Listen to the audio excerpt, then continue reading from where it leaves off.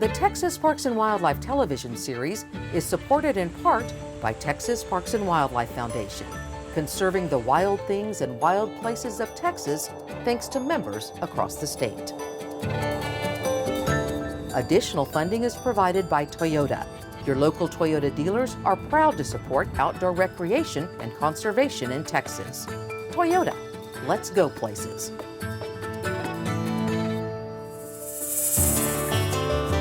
Coming up on Texas Parks and Wildlife. On solving a case like this, you have illegal dumping. They can't throw out pigs on the side of the road. My earliest memories of the ranch are driving around our old Dodge pickup, looking at wildlife all over the ranch, and it was a lot of fun. The biggest thing is the panicking. If you can get over the panicking and just get your mind right about it.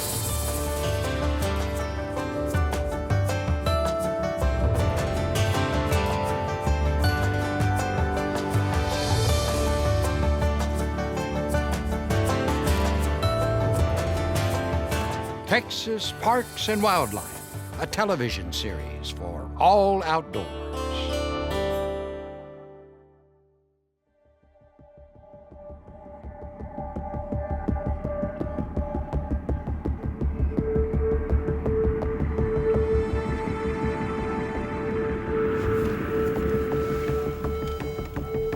I've heard lots of wardens say it takes anywhere from 5 to 7 years to really be effective in your county.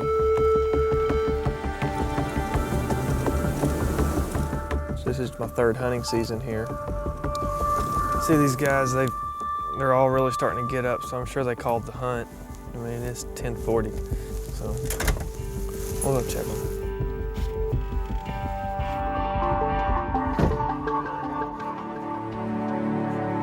How's it going, guys? How you doing? How are you, sir? Just fine. How are you? Where you guys from? Michigan. Yeah. Michigan? Yeah. How are you, sir? Good. You got your license with you? Yeah. Jim Daniels is a Texas game warden. He covers both King and Knox counties. You need my driver's license? No, we're good right now. One warden, Let me take care of him real quick and we'll get to y'all. 1,700 square miles. You got your hunter's ed card with you? Looks good, bud. Thank you. What was your deal? No license. Do you have any information, driver's license, nothing on you? Nothing on me. Okay. Who's hunting right here, guys? Are these all your empties? This is the gun you hunted with today, right? Right now, I'm telling you, it looks like lead shot, okay? Okay. The law is when you're waterfowl hunting, you can't even possess it. We'll look at one real quick. It might be good, man. But I'll have to cut into it and we'll check it. Y'all are good to go? Yes, you were good to go. I got your license? Oh no, you don't have one. Yeah. Okay, can't hold more than 3 shells, right? There's 1. There's 2. There's 3. 4. 5. Citation today for lead shot. It's the lowest violation we have. Well, hey, I appreciate it. Guys, y'all be good. Good luck with your hunt, all right? We'll see y'all. You know, I didn't know a soul up here when I moved up here. I mean, there was a whole bunch of unknown. You know, I knew I wanted to, I knew I was ready to get to work.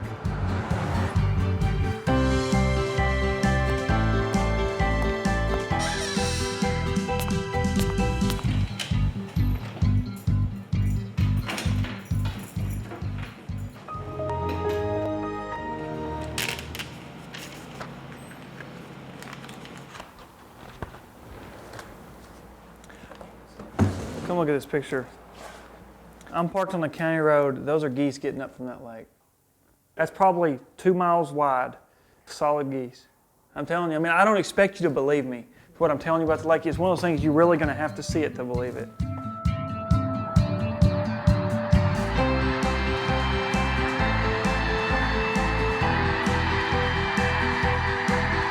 you hear them?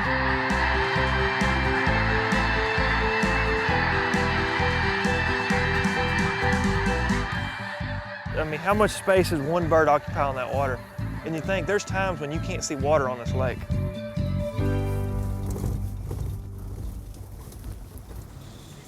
You can walk up to the fence and those are wild boar hogs. they're gonna get crazy. See what they'll do, they'll smother one another. Different individuals will set hog traps, and they've collected them, and it's a market. They'll hold them here, and they'll end up selling them to a buyer, to a hog buyer. And it's one way the law allows us to eradicate these wild pigs.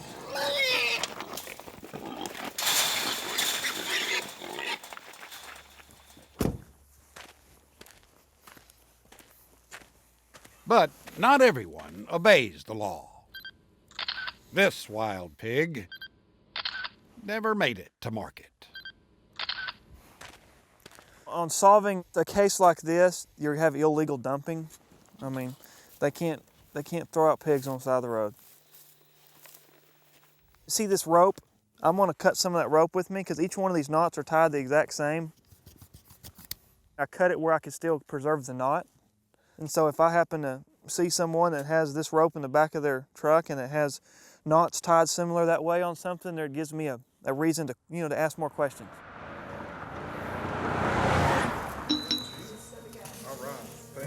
Thank you very much. Yes, ma'am. Someone's dumping a bunch of pigs on the side of the road in a drainage ditch on the county road. You ever followed it? Illegal dumping? I mean, in regards to throwing pigs on the side of the road? Class C? You get a good relationship with your neighboring wardens because you have to depend on them. It's because, we don't have a partner. I mean, they're your partner in a sense. Say it was good, right? And they might be 120 miles away.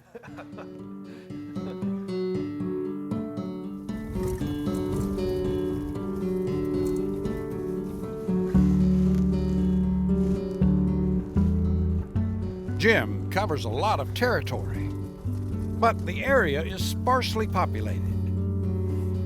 King and Knox counties combined have fewer than 4,000 people. Jim does not have many neighbors. Badge. Stay. Jim grew up in Lampasas, Texas, hunting, fishing, playing football, and spending a lot of time outdoors. But during his senior year in high school, tragedy entered Jim's young life. Well, I mean, it was just a cut and dry boat ride home is all it was. I mean, it was a boat ride is familiar as driving down your driveway. As many times as you've driven down your own driveway, that's how familiar that boat ride was back to the boat ramp. Finally, I tried to wave with my left arm at him, and that's when I realized I was injured because I couldn't. This is Jim when he was 17 at a news conference after the boating accident on Lake Buchanan that took the life of his friend, Justin Roberts. The other boat basically launched up and over this one here. Jim Daniels was sitting behind the wheel, and Justin Roberts was sitting in the back seat up on top. Justin was killed on impact. Jim was thrown in the lake, unconscious for 8 hours, surviving only because he was wearing his life jacket. I mean, it wasn't until about 3 or 4 months later till I went out to visit Justin's grave, and that's when it really hit me. I mean, that's it. I mean, 18 years old. The driver of the other boat fled the scene, and the case went cold. Someone knows who did it. The person who did it knows they did it. And the person who did it is having to live with it, if they're still alive. Then, one evening, 8 years after the crash, a boat buried with a deadly secret for 8 years is now out of the ground. That boat is linked to a fatal boat collision. They found it on Travis Marburger's property off County Road 272 in Bertram. He was arrested Tuesday and charged with manslaughter in the case. Under these circumstances, is sure, people make mistakes. 1, 2, 3.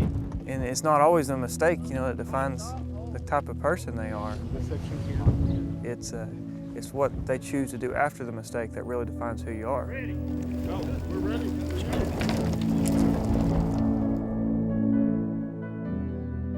I think, the accident, it added that passion about doing the job. Check these guys. It's okay. It's nice to have met you. Take care. Holler if I can help you in any way. There's a reason why we put on our life jackets. I wouldn't be here right now if I wouldn't have had that thing on. Are you gonna go to college? Texas. Texas? I think some things happen because they happen. And I think a lot of things happen, and there's a reason. And sometimes it might take a while for us to see what that reason or to understand what it might be, or we might not ever understand. No, I'm a Giggle Maggie. Oh, you're an ag? I'm sorry to hear that. It's all right. It's all right. It's all right.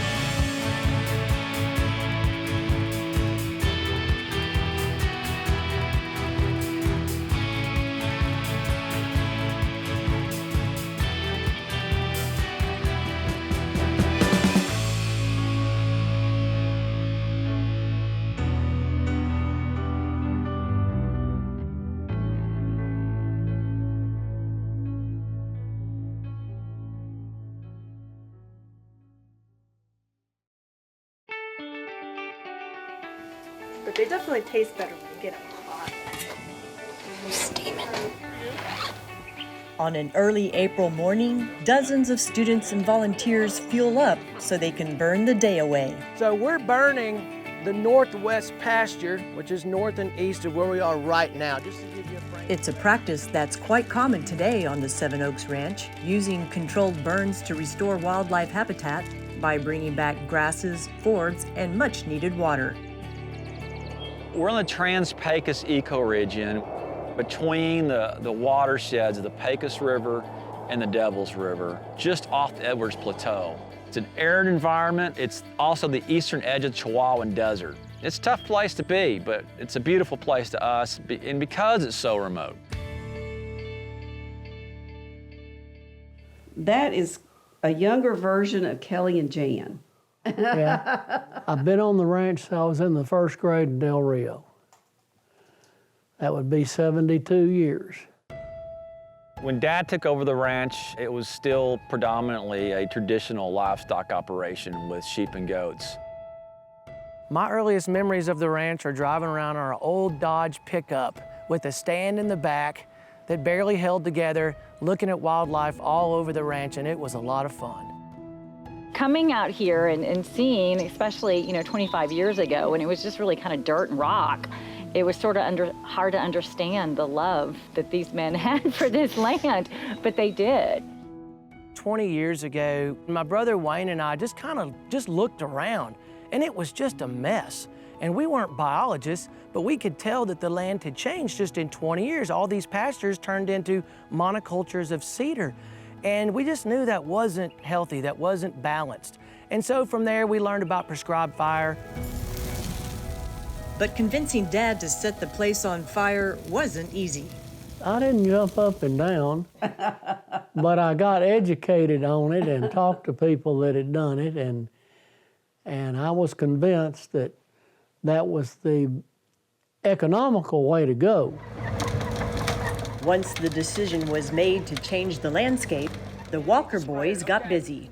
Philip recruited volunteers to help with the burning, Wayne was the dollars and cents man, and Caton handled the finances. When our father came down with cancer a few years ago, we came to the realization that there was more to running this ranch than we ever thought. And it's like, wow, this is more than just a place to run around on and do our wildlife projects. They're three good men, and they were raised right. They're people of integrity and hard work. So I'm very proud of them and certainly glad I have them.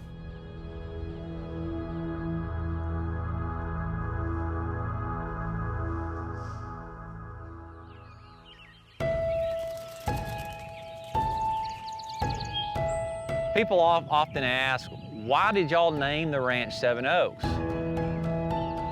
Well, here she is. It's our wonderful family heirloom, these Seven Oaks. This tree is about 400 years old, was here before the Texas Revolutions. When you come into the Seven Oaks Ranch, you can see who we're working with and you can tell what we're all about. We're really proud of all the collaborative partnerships that we've created here with all the conservation groups, whether it be Monarch Watch or Borderlands Research Institute, Texas Parks and Wildlife, Quail Forever. Today, the Seven Oaks is an example of what good management looks like, from rotational cattle grazing, installing several water tanks, troughs, and retention ponds for wildlife, and using prescribed fire. The boys love this ranch. They want to see it restored. They want to see it be the postcard ranch for this part of Texas. They know it can be. And they're passing that legacy on to their children. Dad's got a big smile on his face up in heaven right now, I think.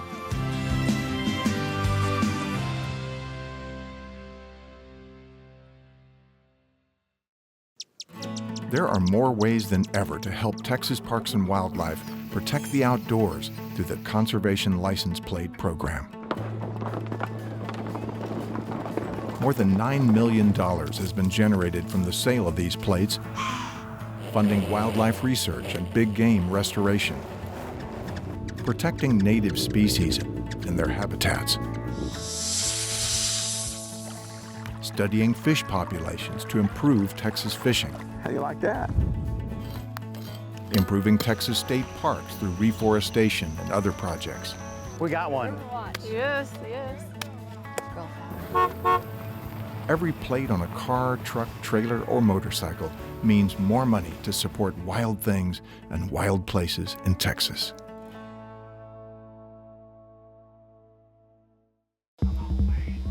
You know, you hope for the best and train for the worst, and this is training for the worst right here. Helicopter goes down. It's the best simulated training we can get. Here today we're doing what's called HUET, Helicopter Underwater Egress Training. It's learning how to get out of the helicopter in the event that we're working out of one and it goes down in the water. Most helicopters will flip over, is what they tell us when they go into the water, and so that's why we're doing some training in case it does happen in real life.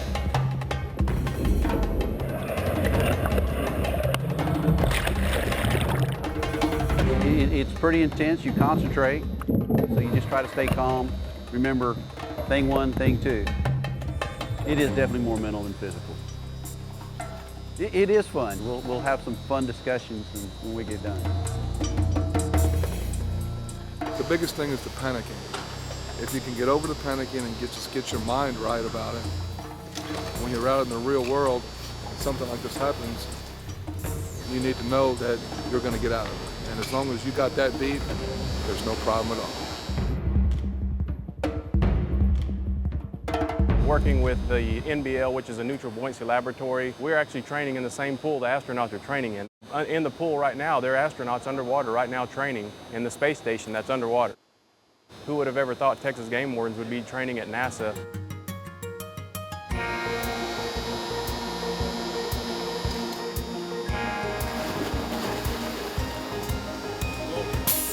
Oh God, this is awesome. I mean, it's the best of the best, right?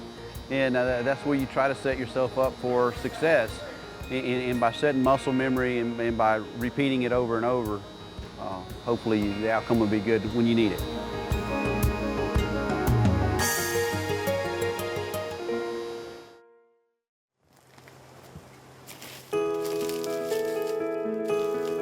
Biologists Bill Reiner and Jim O'Donnell are looking for a tiny little bird.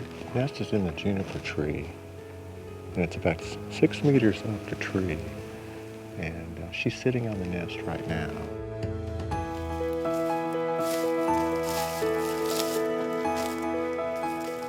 They are studying an endangered bird that nests only here in the hill country of central Texas. This is pretty typical of their habitat. They like a more closed forest environment rather than an open, mixed prairie woodland.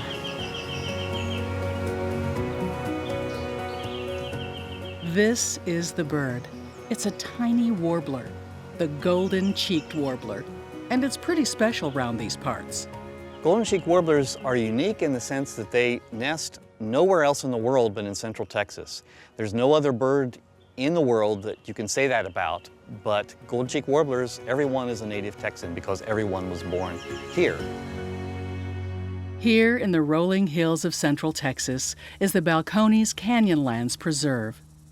It's a 30,000-acre preserve right in the middle of a continually growing city of Austin. And this preserve is where Bill and Jim monitor these rare warblers. I found the nest 2 days ago. It was a female golden-cheeked warbler. The female does all the building. She uses primarily the bark of ash juniper trees for the structure of the nest, and then she binds it together with sticking materials like spider webbing. It turns out these unique birds only nest here because they are dependent upon hill country ash juniper, or commonly known as cedar trees. The golden cheek warbler is only going to breed in this particular habitat. They build their nest out of ash juniper bark, and they've evolved over the thousands of years this relationship with the tree. Herein lies the struggle. Some consider native Texas junipers a weed when they invade pastures and outcompete grasses and wildflowers.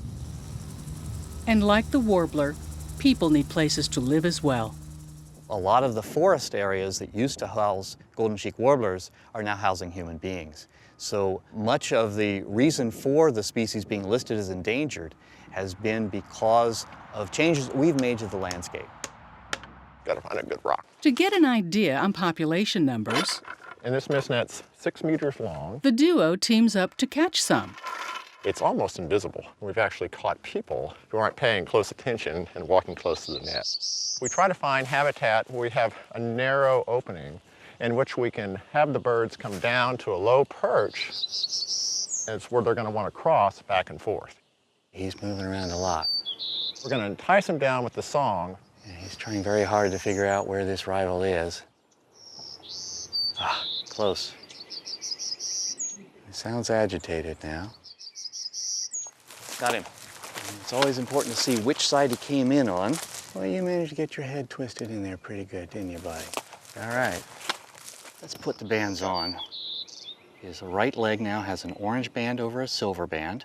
One of the things that banding helps us with is longevity studies. So it's mauve over dark green, orange over silver. And what we're finding is some of the older growth habitat, closed canopy habitat, seems to be some of the favorite habitat for these guys. You're a feisty little critter. It's really good to see them snap because that means that he's very alert, he's still in good shape, and then just let him fly off. Whoosh. We're going to be checking on this golden cheek nest. It's been about 7 days since we've been here. So we're going to check to make sure that the nest is still active.